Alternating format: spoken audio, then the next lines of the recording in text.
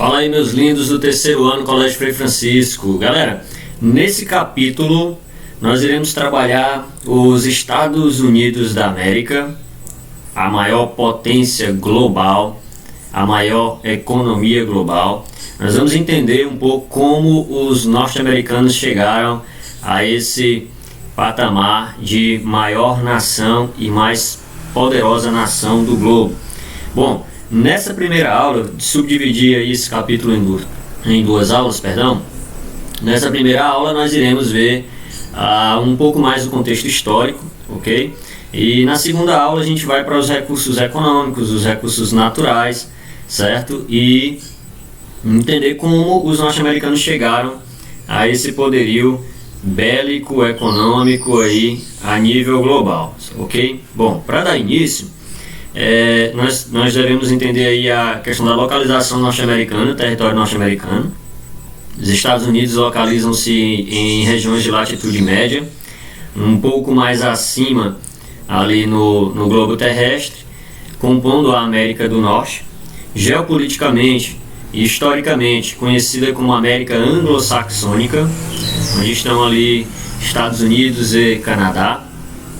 O processo de formação do território norte-americano, ele se deu antes ali um pouquinho ali ao longo do século XVII, quando os puritanos, os ingleses, deixaram a Europa, cruzaram o Atlântico e vieram tentar uma nova vida no novo continente, no novo mundo, chamado de América, E ao chegar na costa leste dos Estados Unidos, formaram ali as 13 colônias, os chamados 13 estados primitivos, como eles chamam lá nos Estados Unidos, Então, mediante a formação dessas 13 colônias, é que após isso houve uma expansão para o oeste norte-americano. Mas nós devemos lembrar que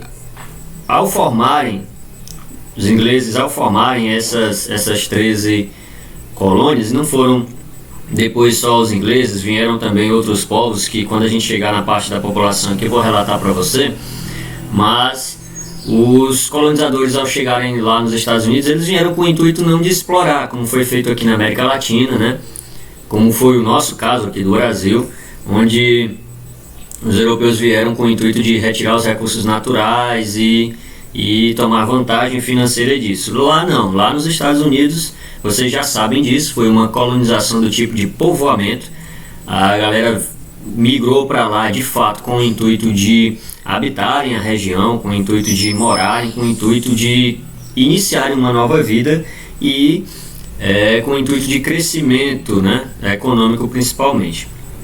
Houve aí a criação dessas 13 colônias inglesas e eu chamo muita atenção a sua atenção para o fato de que haviam colônias do norte e as colônias do sul. Elas tinham características distintas, As colônias do norte eram chamadas de colônias industrializadas, eram chamadas de colônias modernas, as colônias brancas. Não sei, vocês vão encontrar inúmeras nomenclaturas aí para as colônias do norte, e as colônias do sul foram denominadas de colônias negras ou colônias escravocratas, colônias agrícolas. Lembrem dessa distinção entre colônias do norte e do sul, do norte industrializado e do sul agrícola, certo? E gerou uma certa tensão, já no início de formação lá do território norte-americano, porque as colônias do norte elas não compactuavam muito com as colônias do sul. As do sul eram mais exploradas e as colônias do norte tomavam proveito disso, e acabou ocasionando uma guerra ali no século XIX, por volta de 1860, uma guerra entre as colônias do norte e colônias do sul, que foi a chamada Guerra de Secessão, certo? Entre colônias do norte e colônias do sul.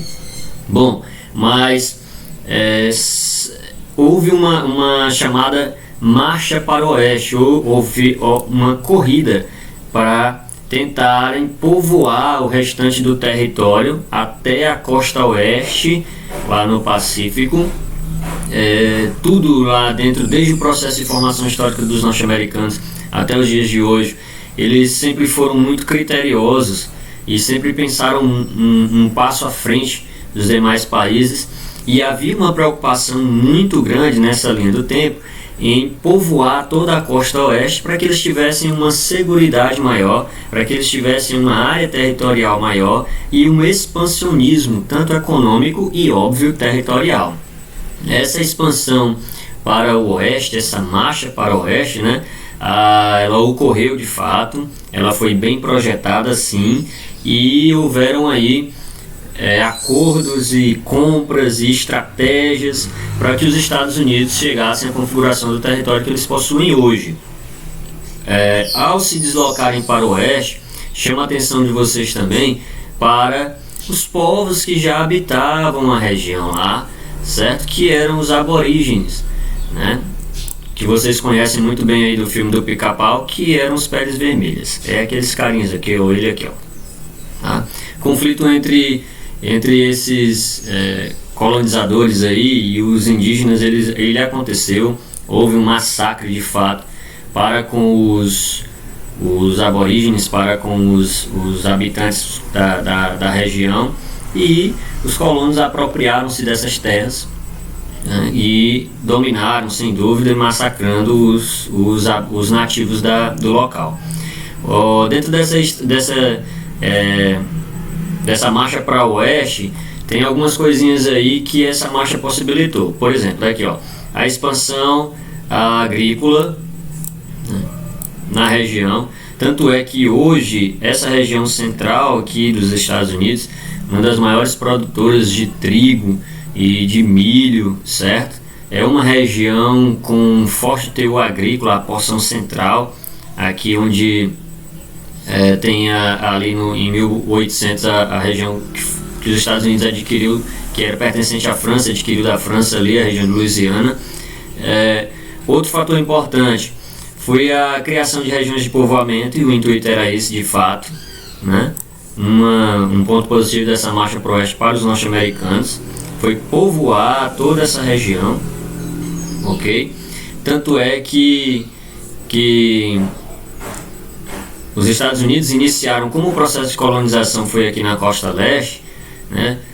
Hoje a agricultura lá, a economia dividida em cinturões, né? Nós temos aqui o Manufacturing Belt, que é o cinturão das indústrias, um cinturão da manufatura, né? E hoje chamado de cinturão da ferrugem, né?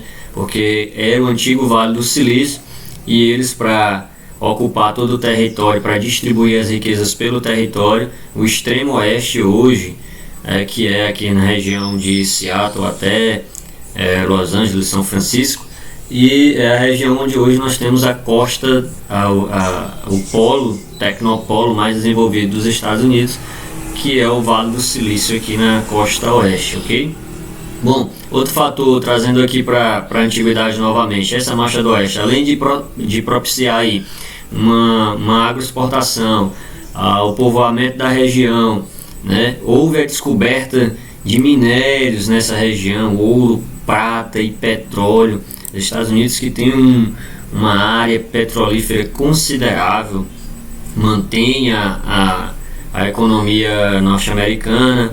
Eles têm uma exploração de minério de ferro também muito grande, possuem carvão mineral também em seu território. Em termos de riquezas minerais, eles tiveram muita sorte, porque o território é riquíssimo, né? E até hoje essas explorações continuam. E a outra possibilidade foi a questão do mercado e comércio. Eles ocupando aqui, ó, eles ficariam mais próximo, né, da Ásia aqui, e da Rússia, que fica aqui a oeste dos Estados Unidos, ok? Olha só, dada essa expansão para o oeste, houve aí algumas estratégias para que esse território pudesse ser anexado, ou ser comprado, ser formalizado como território norte-americano. Houve acordos diplomáticos, houve compra de território e, claro, houve guerras, principalmente com os índios, como eu já falei aqui, os aborígenes, e também com o povo mexicano. Os coitados do México aqui foram os que mais sofreram com esse expansionismo norte-americano, Por quê, professor? Porque eles tiveram boa parte do seu território que foram anexados aqui, ó, 1845, território onde hoje é o Texas, né? Anexado, literalmente foi tomado aí pelos norte-americanos. Uma parte foi comprada, mas levando em consideração mesmo, toda essa área aqui sudoeste dos Estados Unidos era pertencente ao México e foi conquistada ou foi anexada pelos norte-americanos. Então, os mexicanos aqui em guerra ou em contrato perderam boa parte do seu território para os Estados Unidos e ainda hoje servem ali como uma barreira natural no fundo do quintal norte-americano, certo? Bom, existiram outros casos em que o território foi cedido. Nós temos aqui a Inglaterra cedendo a província de Oregon, né? Ou Oregon, para os norte-americanos, onde hoje fica aqui a Seattle, né? E nós temos aqui outra porção do território também cedido pelos ingleses. Aqui essa foi a primeira em 1783 e a segunda em 1846.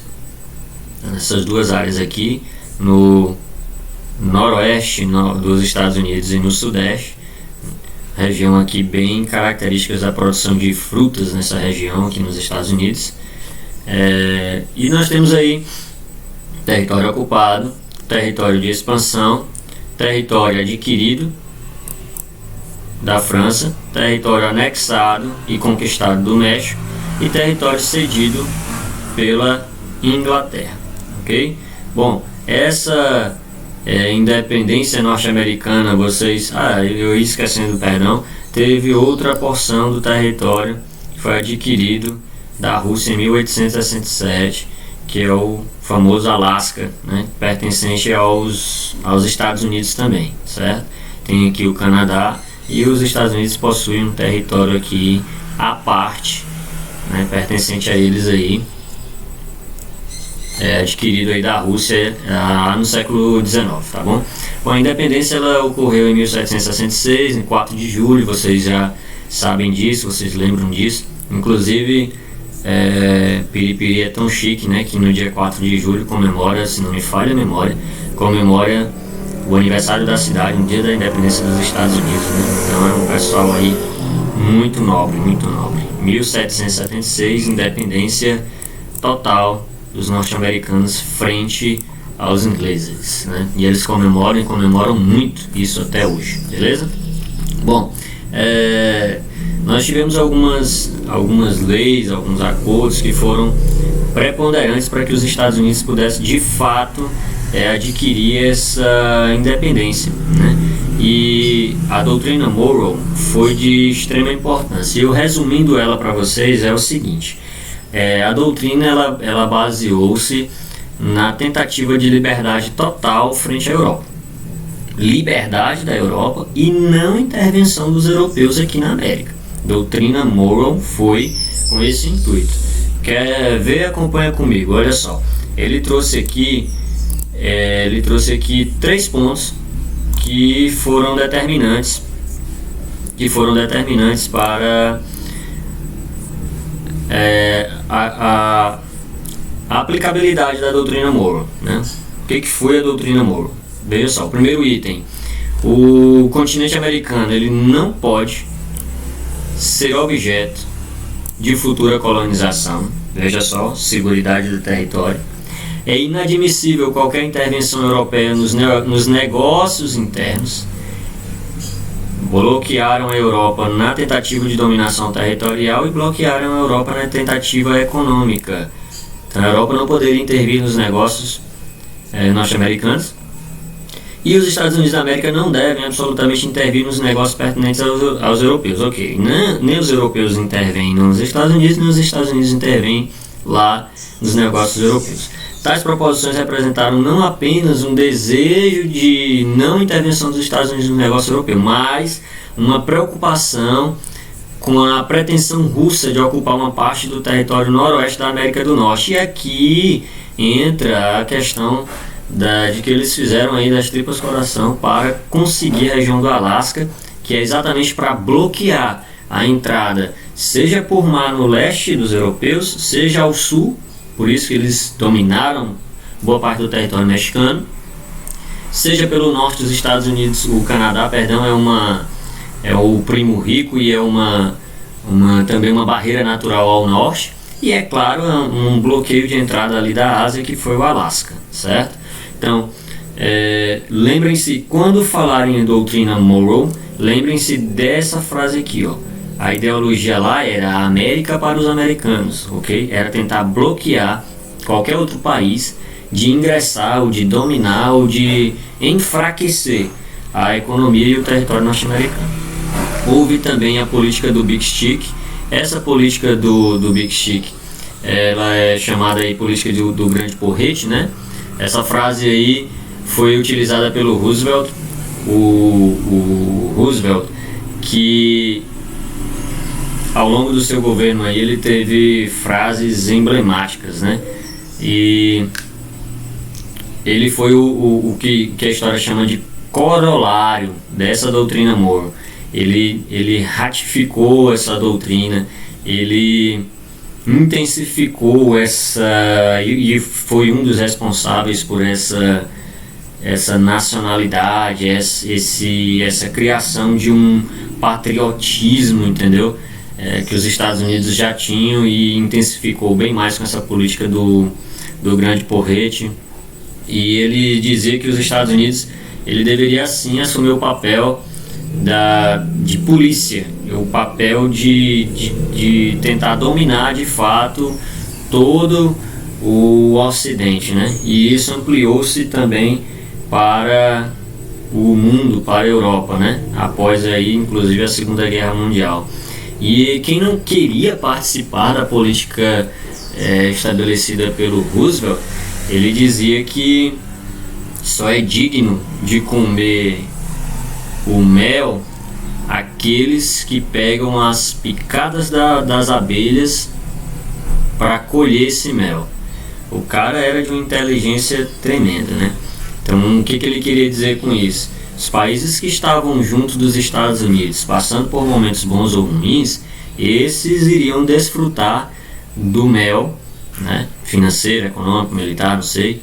Mas aqueles que não estavam aliados aos norte-americanos não deveriam. Aqueles que não estavam indo aos favos de mel pegar picadas de abelha para tentar crescer, esses não iriam desfrutar da hegemonia, né? Não iriam comer do mel, né? Não iriam desfrutar do melhor. Esse era o o Theodore Roosevelt, certo? Bom, tem duas doutrinas aqui, ó, que foram de extrema importância, e eu tentei simplificar elas aqui para vocês da seguinte forma: doutrina Truman e o plano Marshall. E trouxe aqui de brinde, que eu já falei em sala de aula, mas eu imagino que vocês lembram, que é se liga aí, é uma dica legal, tá bom, para o vestibular, para vocês ficarem ligadinhos aí. Vamos começar aqui pela doutrina Truman de forma bem simples. A doutrina Truman, muitas pessoas falam que foi só um acordo político e uma doutrina que tinha como objetivo somente conter a expansão do socialismo. Tanto é que essa doutrina proporcionou a criação da OTAN, Organização do Tratado do Atlântico Norte, com o intuito de isolar a União Soviética. Anos depois, a União Soviética, para revidar, criou o Pacto de Varsóvia, certo? Mas veja bem, pouco se fala nesses empréstimos aqui, ó, que foram cedidos à Grécia e à Turquia. Imagino eu que da doutrina do Henry Truman foi que influenciou a formação e a implementação do plano Marshall lá no pós-segunda guerra. Veja só que houve esse empréstimo, né, para bloquear inclusive a expansão socialista, né, ou a retomada do socialismo, mas o que blindou de fato, né, foi o plano Marshall. Eles não ajudaram os países europeus que estavam arrasados pela guerra porque eram bonzinhos, né? um empréstimo que foi cedido aí aos países da Europa Ocidental era como uma forma de blindar, manter preso os países que estavam ali tirando. Lembra que eu falei do Roosevelt agora há pouco? Os países que estavam ali pegando as picadas de abelha para coletar o mel. E aí blindar de fato o expansionismo, uma tentativa de expansionismo, novamente o ressurgimento do socialismo na Europa. Foi uma forma de blindar, né, esses países. E é claro, eles ganharam mercado para os produtos norte-americanos, né? Houve na Europa uma grande chegada, importação de produtos vindos da América do Norte, e eles ganharam muito, os Estados Unidos ganharam muito com isso, ok? Plano Marshall com esse intuito. Bom, e houve aqui ó, cerejinha do bolo para vocês, um presentinho, o Plano Colombo. Esse plano aqui ele foi muito similar ao Plano Marshall para ajudar os países mais ao sul, e quem mais recebeu foi aqui ó, o Japão.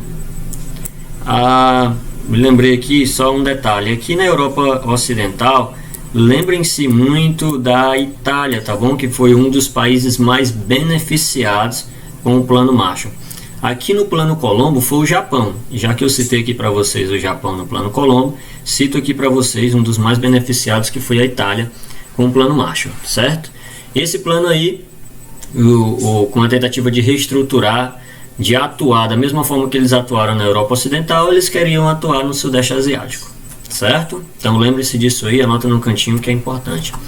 Houve algumas razões aí para o crescimento norte-americano, para o crescimento econômico norte-americano, né? E o aumento do poder de compra, a dinamização do consumo, flexibilizar, colocar mais produtos no mercado, dar mais opções ao consumidor. A questão que eu chamo a atenção aqui na publicidade, gente, em 1920 iniciou uma política consumista nos Estados Unidos, e essa política ela foi de extrema importância para os norte-americanos. Tanto é que eu destaco aqui para você essa linhazinha aqui no gráfico, veja só a subida que houve aqui no gráfico nesse período, porque foi implementado na cabeça da população, não só norte-americana, mas mundial, que você tinha que consumir, né? Que bem-estar era consumo. Se você tivesse 2 carros, 2 casas, uma casa confortável, né? Então consumir foi sinônimo de bem-estar social, de qualidade de vida, propagado pelos norte-americanos. E a publicidade ela entrou como um papel fundamental nisso até os dias de hoje, inserindo então o que nós chamamos de capitalismo informacional, técnico informacional. A intervenção moderada do Estado na economia. Professor, por que isso é importante? Porque isso aqui eles dão liberdade e autonomia para as empresas privadas. O Estado intervém um pouco menos, retira-se aquela ideia keynesiana e adentra-se uma ideia lá do Smith, né, da economia, Adam Smith, onde a propriedade privada ela tem um pouco maior, uma parcela maior de atuação, né, havendo aí investimentos em tecnologia, enfim. O modelo capitalista industrial, que foram empresas gigantescas, surgimento das transnacionais, das multinacionais, a dispersão dessas indústrias pelo mundo, o surgimento de filiais, a busca de mercado consumidor, a busca por mão de obra barata, de matéria-prima, fontes de energia, a dispersão dessas indústrias pelo mundo para a obtenção de maior lucratividade, né? Isso proporcionou um crescimento econômico para os norte-americanos. E houve aqui o surto demográfico, que também teve grande influência, né, nessa economia. Professor, e o que foi esse baby boom? Galera, acabou a Segunda Guerra Mundial, os soldados que retornaram da guerra, ou até no mundo mesmo, na Europa, houve também isso aí, houve um senso de, como é que eu posso dizer, de tranquilidade, de aproximação da família, houve um senso de sei lá, as pessoas passaram a ter mais filhos, entendeu? Eu queria falar algo aqui, mas eu não posso falar porque a aula está gravada, muita gente vai ver. Se fosse na sala de aula, esse é o ponto positivo da gente ter uma aula ao vivo, viu? E aí, uma aula presencial, perdão.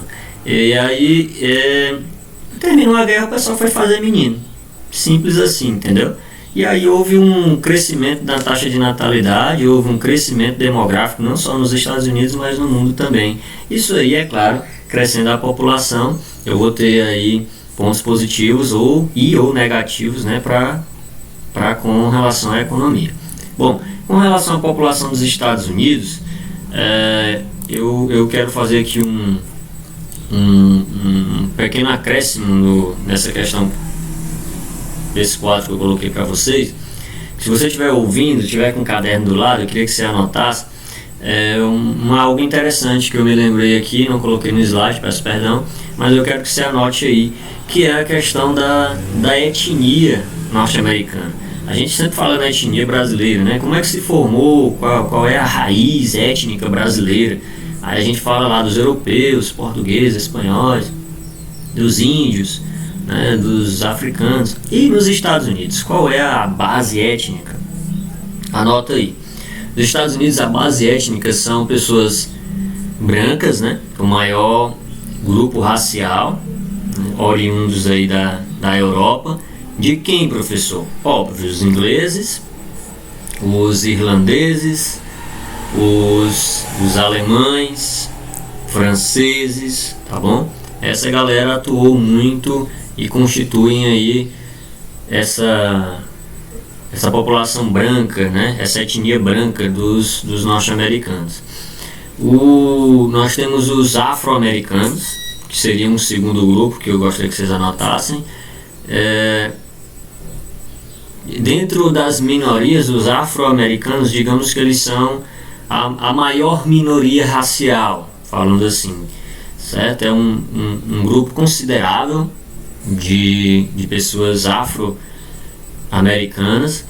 Lembra que boa parte das colônias do sul lá havia muitos escravos e tal, né? Então se dispersou muito os afro-americanos lá tem o grupo dos terceiro grupo, que são os asiáticos americanos. Tem muito chinês, tem muita gente das Filipinas, né, que ficam ali em território próximo. Lembra que os Estados Unidos ficam sim próximo ali, subdivididos pelo Pacífico, né, próximo da Ásia. Então tem uma população considerável asiática lá nos Estados Unidos. E claro, tem o último grupo, que é a parcela dos hispânicos e dos latino-americanos, que é uma grande tendência demográfica, principalmente no sudeste dos Estados Unidos. Tem ali a região da Flórida, inclusive nós temos, se não me falha a memória, em Orlando, a maior comunidade brasileira está ali naquela região. Tem uma quantidade de hispânicos e de latino-americanos muito grande, tá bom? Então atenção para esse grupo étnico aí. Bom, a população dos Estados Unidos, ela é a terceira maior população do planeta, tem um crescimento populacional considerável. Professor, mas geralmente eu fiquei sabendo que países que têm uma população considerável geralmente são países que têm problemas econômicos. Calma lá, não é assim não. É muito mais importante nós analisarmos a faixa etária dessa população, a pirâmide etária dela, do que propriamente a idade de forma específica, a quantidade de pessoas de forma específica. A idade, sim, ela é importante. Se eu tenho uma população muito jovem, muito idosa, esse país tem problema. Mas se eu tenho uma população economicamente ativa, né, eu tenho um país que está em grande crescimento, em grande produtividade, pessoas trabalhando, produzindo, contribuindo para o crescimento da nação, certo? Elevada a taxa de crescimento vegetativo, se a população é grande, isso é uma preocupação já para os norte-americanos, por isso que eles têm uma política de imigração rigorosa, rígida, e também uma política de natalidade já que está sendo desenvolvida aí e propagada nos Estados Unidos, né? Boa parte desse crescimento ele é oriundo de fato dos imigrantes que chegaram nos Estados Unidos, não só atualmente, mas desde o processo de independência, viu? Isso aí está descrito aqui nessa parte aí, ó. Bom, essa imigração ela foi um fator decisivo aí no processo de desenvolvimento. Porém, de certa forma, os norte-americanos precisavam de uma parcela de imigrantes. Para quê? Mão de obra barata e em grande quantidade, certo? Tem muitas atividades que os norte-americanos não fazem, eles não praticam. E aí entram aí os hispânicos, os latino-americanos, até mesmo os afrodescendentes que foram perseguidos durante muito tempo, né? E ainda há, vocês lembram, quem nunca assistiu o Chris, né? É um bairro só de negros, um bairro só de hispânicos, então há uma segregação ainda, né, racial nos Estados Unidos, isso é fato, viu? E eles precisam dessa mão de obra, né, para indústrias e outras atividades que são, sei lá, chamadas de atividades secundárias, beleza? Galera, próxima aula a gente continua tratando aí da parte econômica, bélica dos norte-americanos, dos Estados Unidos, certo? Fiquem em casa, um grande abraço e até a próxima aula, valeu?